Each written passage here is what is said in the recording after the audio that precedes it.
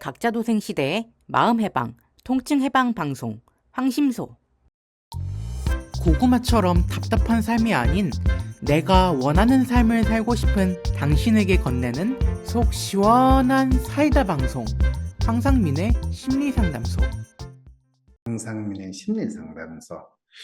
이번에 수능 만점 받은 이 젊은이의 심리를 분석하기 전에 정신과 약을 통해 가지고 정신병이라고 만들어지는 끔찍한 젊은이의 사연을 여러분들이 접하기도 하지만, 또 이번에 불수능이라는 수능에서 유일하게 이 전 영역의 만점자, 한 문제도 안 틀린 류리아 양에 대한 이야기, 그녀의 심리를 한번 살펴보면 어떨까라는 사연이 왔습니다. 박사님이 만점자 학생의 마음을 읽어줘서 내가 시험 공부의 주인이 될 수 있는 공부 비법을 알려달라고 그러는데, 여기 나오신 김 원장께서도 뭐 나름대로 알려주실, 공부에 대한 이야기만 하면 너무 즐겁고 뿌듯하고 그러시죠? 본인도 뭐 그때 전국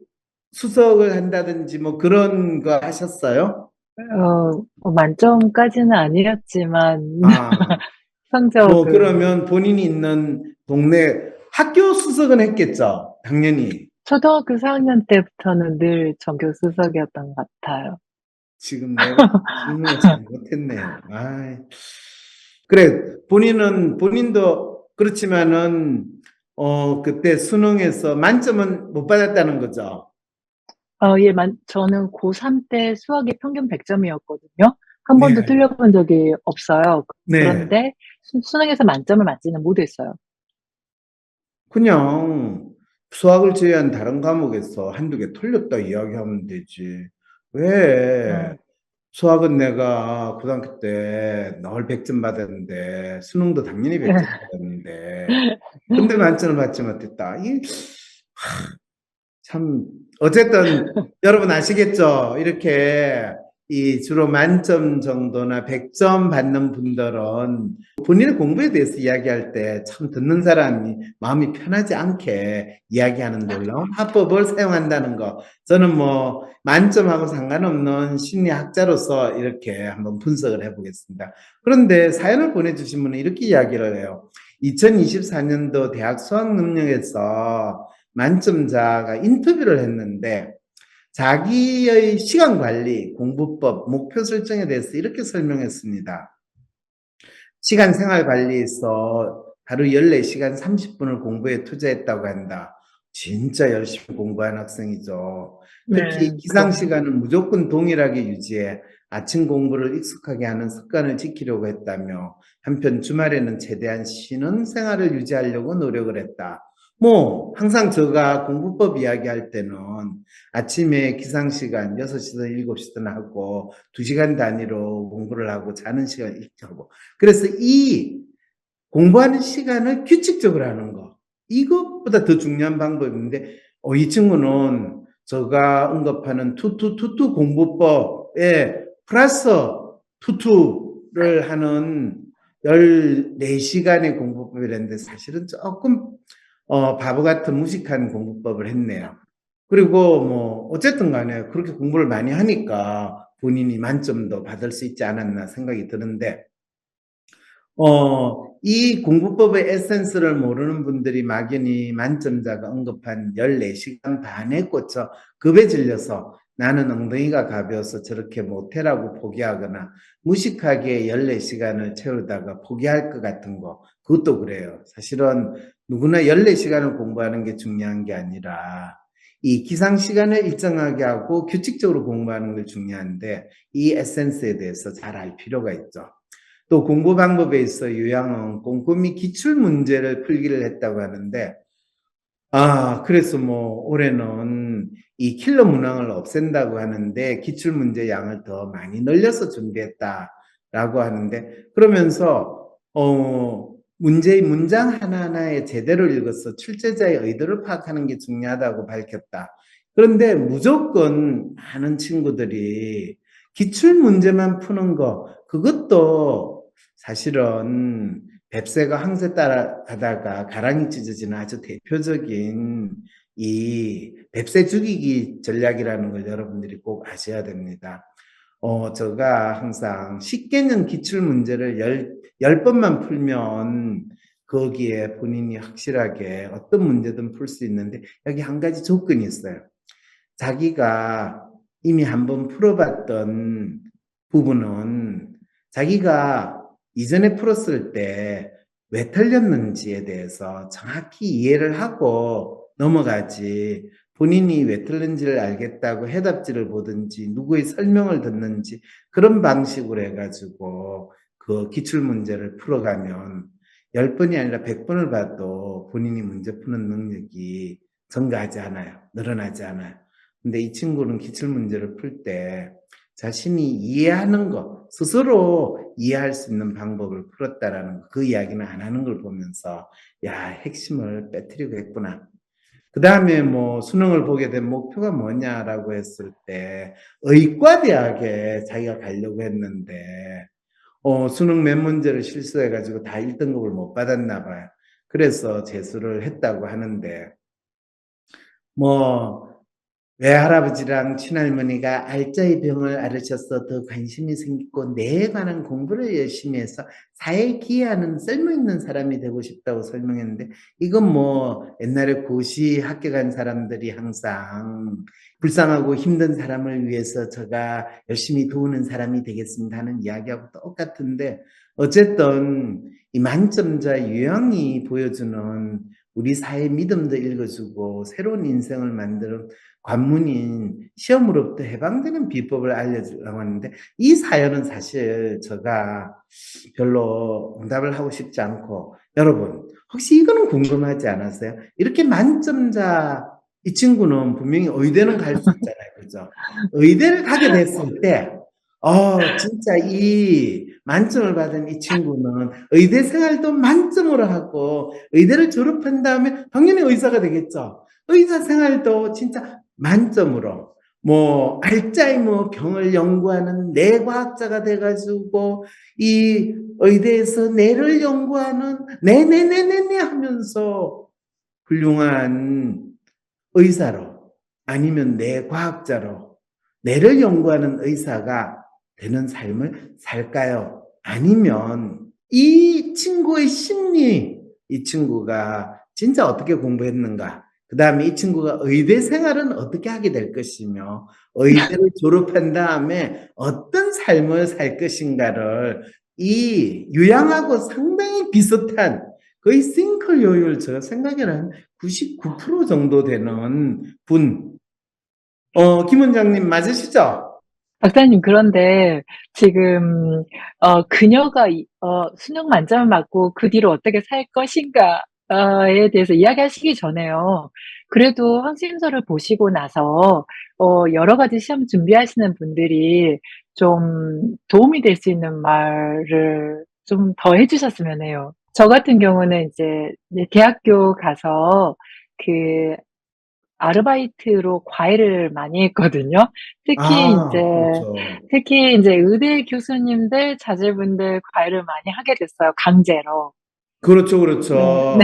근데 이 그런데 친구는 의대 교수가 이 친구한테 이 자기 자녀를 과외시키지는 못할 거예요. 왜냐하면 이 본인은 그 당시에는 또 의대 예. 교수님들의 이 발언권이 세고 또 본인은 저기 서울에 있는 의대가 아니라 지방에 있는 의대다 보니까 여전히 의대 교수님이 똘똘한 애 있고 하면 야, 우리 집에 좀 봐줘. 그러면서 값싸게 최우수 노동력을 착취하는 그런 게 가능했는데, 그러니까 그건 시대적인 차이가 있고, 그런데 무슨 말을 하나 하고 싶냐면 이제 제가 전교 꼴등짜리 들도 전부 다 4년제 대학을 다 입학을 시켰어요. 뭐 과수석이든 단대 수석 입학이든 해서. 그런데 과외를 할 때 제일 어려웠던 건 뭐냐면 정말로 공부 자체가 어려웠냐가 아니고 그 과외를 받는 학생들, 시험을 준비하는 사람 자체가 '나는 해도 안 돼. 라는 생각에 사로잡혀서 처음에는 공부에 대해서 '나는 어차피 해도 안 되는데, 해 봤자 못하는데' 라고 생각하시면서 그 생각을 떨쳐내는 게 과외할 때 제일 어려웠던 것 같아요. 그렇죠, 그렇죠. 자, 네. 그런 측면에서 지금 김 원장님은 공부를 잘하는 비법, 이게 기출문제를 10번 푸느냐, 또 이 생활관리, 시간관리가 얼만큼 많은 시간을 투입해서 공부하느냐, 그 이슈가 아니라, 공부를 하는 사람이 맞아요. 스스로 자신에 대해서 어떤 믿음을 가지고 있고, 공부와 관련해 가지고 자신이 무엇을 어떻게 하고 싶다라는 그게 중요한데, 이 수능 만점 받은 유양 같은 경우에는 본인이 의과대학에 가기 위해서 재수까지 했다라는 그 부분을 지금 언급하고 싶은 거죠. 그죠? 네. 질병을 치료할 때도 환자가 '내가 나을 거야.'라는 믿음이 아예 없잖아요. 그러면 음. 굉장히 치료가 지난하고 잘 안 나아요. 그렇죠, 그런데 그렇죠. 공부를 할 때도 역시 마찬가지인 것 같아요. 그러게요, 그러게요. 자, 그래서 일단은 이렇게 수능 만점, 불수능인데도 수능 만점을 받는 거, 나는 불수능이든 뭐든 간에 수능 만점 받는 게 음. 그게 특별히 뭐 대단하다고 생각 안 하는데, 그래도 많은 사람들이 실수를 하는데 이번에는 실수를 안 했다라는 걸 보면 이 친구 얼굴을 봤을 때 M자일 가능성 혹시 안 보여요? 그런데 지금 보면 공부 시간을 14 시간 30 분을 아, 했대요. 공부 시간을 예. 14시간 30분을 했으면 이 친구는 로맨 에이전트일 네. 가능성이 높다는 네. 이야기네요. 그렇기도 하고 시간을 뭐 14 시간 공부했다 15 시간 공부했다가 아니라 지금 30분 단위로 끊어서 뭔가를 그렇죠, 했나 봐요. 그렇죠. 그래서 맞아요. 에이전트 성향이 상당히 높은 사람이라고 생각을 해요. 네. 로맨 에이전트. 로맨 에이전트예요. 자, 로맨 에이전트인데 지금부터 제가 김 원장님한테 묻고 음. 싶은 거는 로맨 네. 에이전트는 의대에 들어갔어도 일단 학점에 있어서는 다의 추종을 불이한 그 정도로 공부를 잘하는 학생일 것 같은데 그거에 대해서는 어떻게 생각하세요? 예, 맞아요. 그래서 인제 동기들한테 그러니까 거의 정말 모범적으로 도서관에 앉아서 공부를 하는데, 그때 공부를 할 때도 역시 의과대학 내에서 기출문제 중심으로 공부를 해요, 그런 사람들은. 그렇죠. 그래서 사실 많이 알고 있다라기보다는 '시험을 잘 볼 수 있게 대비를 한다.'라는 느낌을 많이 받아요, 그렇죠, 그렇죠. 이야기를 해 이게 보면. 로맨 에이전트 같은 경우에는 항상 시험 때문에 댕댕댕댕댕댕 그리고 시험에 불안해하고 그러면서 시험을 위해서 본인이 모든 리소스를 동원해 가지고 시험에서 최고의 성과를 얻으면 다 올 스트레이트 A 받으면 내가 제대로 한 것 같고 또 시험 끝나고 나면 시간 지내다가 또 시험을 보기 위해서 온갖 족보를 다 마련해 가지고 또 댕댕댕댕 그리고 뭐 누구한테 뭐라고 부탁하고 뭐 이래 가지고 또 그걸 음. 열심히 해 가지고 또 성적을 잘 받는 이런 상황으로 공부를 하게 되는 경우거든요. 그렇죠? 맞아요. 시험 그래서 보는 기계처럼 그럼요, 보여요. 네. 그럼요. 근데 이런 친구가 본인이 그 고등학교를 다닐 때는 전교 1 등이나 이런 거를 한 번도 못 해 봤다라고 이야기할 때 그건 왜 그럴까요? 시험 볼 때 그 불안감이라든가 두려움에 많이 압도됐다고 생각을 해요. 자기 자신에 대한 믿음이 약해서 그렇죠, 라고 그렇죠. 생각해요.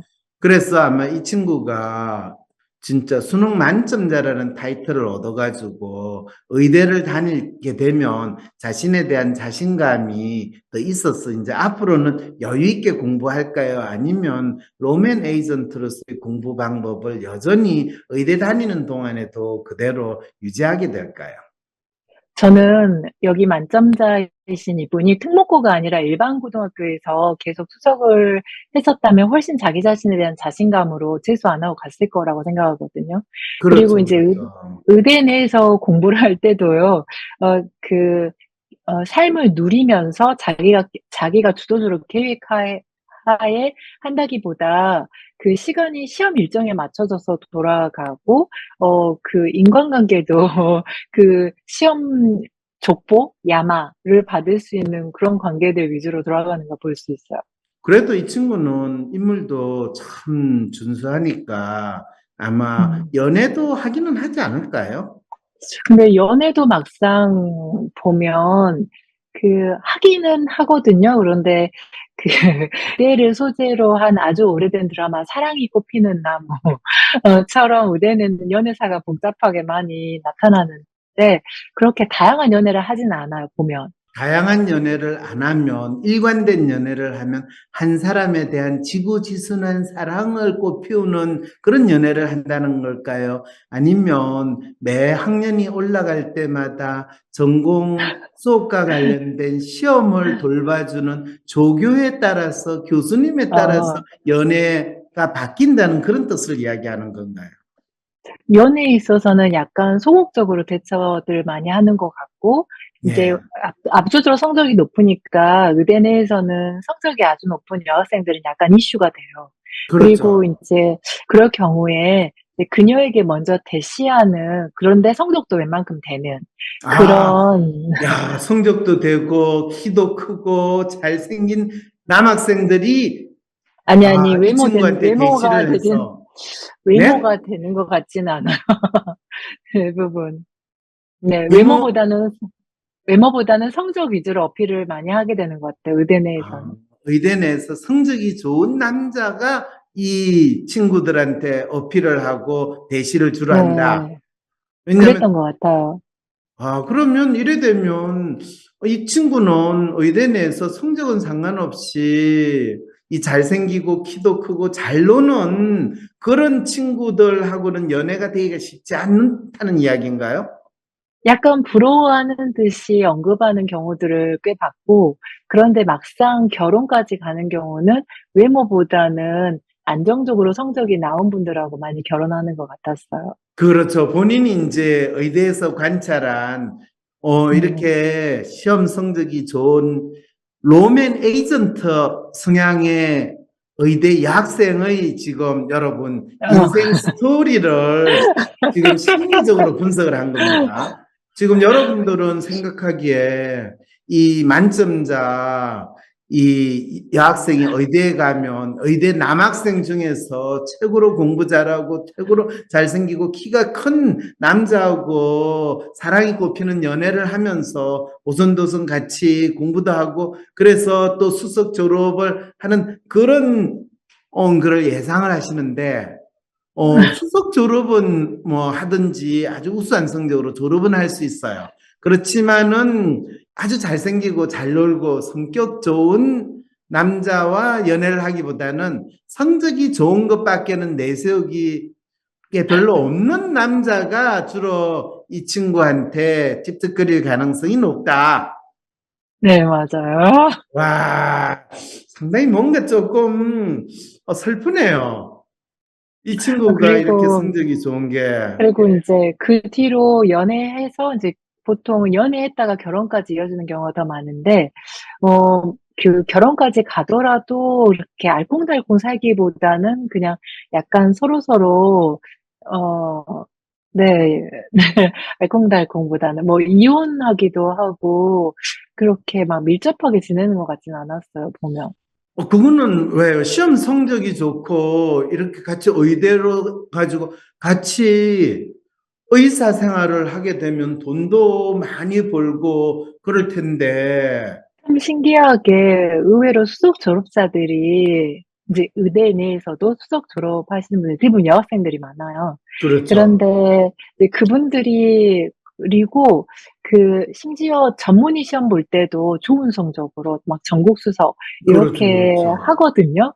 그런데 막상 그 뒤로 의사로서 직업 활동을 열심히 하냐면 또 그렇지가 않아요. 뭐 수석 졸업을 하고 전문의에서 수석하고 뭐 이렇게 하는 친구들은 그냥 의대 교수로 남는 거에 목표를 둬가지고 살아가는 것 같아 싶은데 본인이 개업을 하거나 진짜 환자들을 돌보는 의사가 되기보다는 일단 의대 교수로 또 대학병원에서 남는데 되게 위에 이 선배나 이 전공 교수 입장에서는 이 친구를 그렇게 탐탁하게 받아주지를 않잖아요.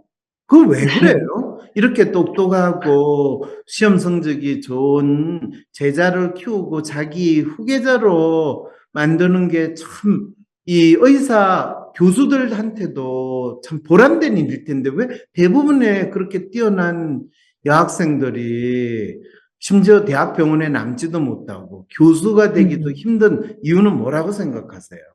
이 여학생도 보면 고등학교 때 준비해가지고 이제 시험이 안 돼가지고 재수를 한단 말이에요. 네. 그런데 이제 자기가 재수까지 하게 되면 조금 더 도전적으로 난 서울대 의대까지 대비를 미리 해야지 이렇게 생각할 수도 있는데 그녀는 그냥 고등학교 때 했던 과목을 재수 때도 또 똑같이 해요. 그래서 서울대 입학 조건에 맞추지 못해가지고 수능 만점 맞았는데 못 가는 것처럼 그 주어진 바운더리 내에서는 열심히 하는데 거기서 좀 더 발전적이고 좀 더 이런 것들은 하기보다는 되게 좀 약간 답답한 사회성 떨어지는 그러니까 그런 사회성이 떨어질 평가를. 뿐만 아니라 창의성이나 혁신성, 뭐 새로운 맞아요. 것을 시도하려는 생각은 거의 없는 그런 네. 상황으로 주어진 거에서 최선을 다해서 그냥 잘한다. 근데 그게 의대를 다니거나 뭐 전공이 공부할 때까지는 먹히는데 실제로 막상 의사가 돼서 자기가 환자를 보거나 또는 자기 나름대로 연구를 해야 되는 과정에서는 안타깝게도 네. 평범한 맞아요. 학생들보다 실질적인 능력을 발휘하는 것이 상당히 떨어지는 희한한 현상이 나타난다. 지금 이야기를 하시고 싶으신 거죠. 안타깝게도 그래요. 재능이 아깝다 싶을 정도로. 그런데 시험을 잘 보는 것과 정답이 있는 것, 그런 것들은 확실하게 탁탁탁 해내시는데, 그렇지 않은 경우에는 무서워하고 도망가려고 해요. 아, 무서워서 도망가는 상황이 된다. 그렇군요, 그렇군요. 대한민국 대표 심리상담가 황상민. 누구나 쉽게 자신의 마음 정신 건강을 확인할 수 있도록 직접 대면하지 않아도 언제 어디서든 인생 상담을 받을 수 있게 온라인 상담을 진행하고 단순히 들어주는 상담에서 그치는 것이 아니라 고민의 근본적인 원인을 파악하여 내담자가 원하는 삶을 향해 나아갈 수 있도록 내면의 힘을 키울 수 있는 해결책을 제시합니다. 마음, 정신, 건강 주치의 황상민 박사님께 온 오프라인 심리상담을 받아보세요. 한 사람에게 딱 맞는 고민 해결책과 건강한 마음과 정신을 회복하는 심리 처방전을 제공합니다. 영어로도 상담이 가능하니 언어의 장벽을 넘어 누구나 상담소의 문을 두드려보세요. 상담 신청 문의는 WPI 심리상담 코칭센터. 벌써 한 해가 가는구나. 2024년엔 내가 영어로 승천하려면 어떻게 살아가야 할까? 바로 WPI painfree.com에서 내 마음을 확인하고 어떻게 살아가야 할지 찾을 수 있어. 내가 누구고 내가 어떻게 살고 있는지 그대로 다 알려주는 마음의 MRI WPI 심리검사는 물론 연애, 결혼, 경력개발, 리더십 각 주제별로 내 마음을 점검할 수 있다고. 한 해를 마무리하며 내 고민을 풀고 내 삶에 새로운 변화를 만들 때 WPI painfree.com